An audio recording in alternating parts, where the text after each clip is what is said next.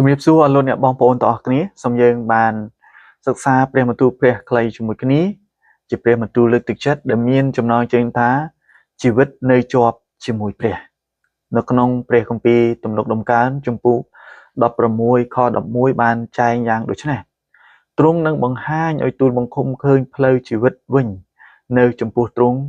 មានសេចក្តីអំណរដ៏ពោពេញនៅប្រហោះស្នាមទ្រង់មានសេចក្តីអរសប្បាយជាដរាបតទៅអាមែន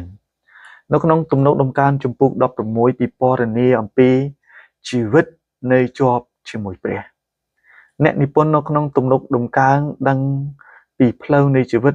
ដែលពេញដោយសេចក្តីអំណរនៅក្នុងវត្តមានរបស់ព្រះនិងសេចក្តីរីករាយដ៏អស្ចារ្យជានិច្ចដែល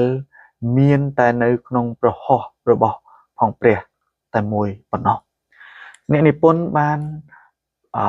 ដឹងយ៉ាងប្រកបថាអ្នកណាដែលបានបង្ហាញនៅសេចក្តីអំណរនៅនឹងផ្លូវនៃជីវិតដ៏ស្កប់ស្កល់នេះដល់គាត់គឺព្រះជាដែលជាម្ចាស់លើគ្រប់ទាំងអស់ផ្ទាល់ទ្រង់បានបង្ហាញដល់គាត់នៅក្នុង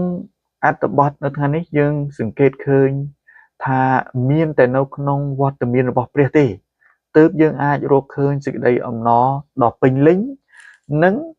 មានភាពអស្ចារ្យជានិច្ចបាននេះមានន័យថាយើងត្រូវតែផ្លាស់ប្ដូរពីការផ្ដោតអារម្មណ៍របស់យើងប្រសិនបើយើងកំពុងតែស្វែងរកសេចក្តីរីករាយណាមួយតាមមធ្យោបាយណាមួយឬចេញពីប្រភពណាផ្សេងទៀតក្រៅពីសេចក្តីអំណរនៅក្នុងព្រះអង្គម្ចាស់ព្រះយេស៊ូវគ្រីស្ទក្រៅពី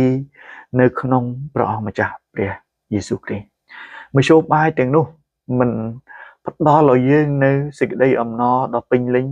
ឬភាពស្កប់ស្កល់និងសេចក្តីអំណរពិតប្រាកដដល់យើងរាល់គ្នាបានទេសេចក្តីអំណរនោះគឺបណ្ដោះអាសន្នមានភាពតាក់ទាញក៏ខាងក្រៅក៏ពិតមែនប៉ុន្តែមិនមានភាពស្មោះត្រង់ហើយជាសេចក្តីអំណរដែលបោកបញ្ឆោតយើងគឺអ្វីដែលនៅក្នុងលោកីនេះក្រៅពីការដែលនៅក្នុងព្រះអង្គម្ចាស់ព្រះយេស៊ូវគ្រីស្ទដូច្នេះហើយនៅក្នុងនាមយើងជាកូនព្រះយើងត្រូវតែដឹងថាយើងអាចរស់នៅក្នុងសេចក្តីអំណរជាបន្តបន្ទាប់ពីមួយទៅមួយប្រសិនបើយើងបន្តមានទំនាក់ទំនងជាមួយនឹងព្រះនិងព្រះបន្ទូលរបស់ផងព្រះជារៀងរាល់ថ្ងៃចូលចាំថាសេចក្តីរីករាយចម្បងរបស់យើងមិនមែនស្ថិតនៅក្នុងអ្វីដែលនៅផែនដីនេះនោះទេប៉ុន្តែគឺជាព្រះអង្គម្ចាស់ព្រះយេស៊ូវគ្រីស្ទផ្ទាល់ជាសេចក្តីអំណររបស់ផងយើងត្បិតមានតែទ្រង់តែមួយទេដែលអាចប្រទាននៅសុវត្ថិភាពនិងសេចក្តីសុខសាន្តនិងសេចក្តីអំណរដល់យើងនៅក្នុងជីវិតរបស់ផងយើងពិតប្រាកដបានត្បិតនៅក្នុងព្រះអង្គម្ចាស់ព្រះយេស៊ូវគ្រីស្ទតែមួយគត់ដែលនាំឲ្យយើងរាល់គ្នាបានទទួលការទោសបាបរាប់ជាកូនព្រះហើយមានឈ្មោះនៅនគរឋានសួគ៌មានមរតកនៅនគរឋានសួគ៌កាលណាយើងនៅជាប់ជាមួយនឹងព្រះគ្រីស្ទនិងព្រះបន្ទូលរបស់ព្រះនាំឲ្យយើងមានភាពស្កប់ស្កល់និងសេចក្តីរីករាយនៅក្នុងជីវិតនាពេលបច្ចុប្បន្ននេះនិងអស្ចារ្យជានិច្ចនៅក្នុង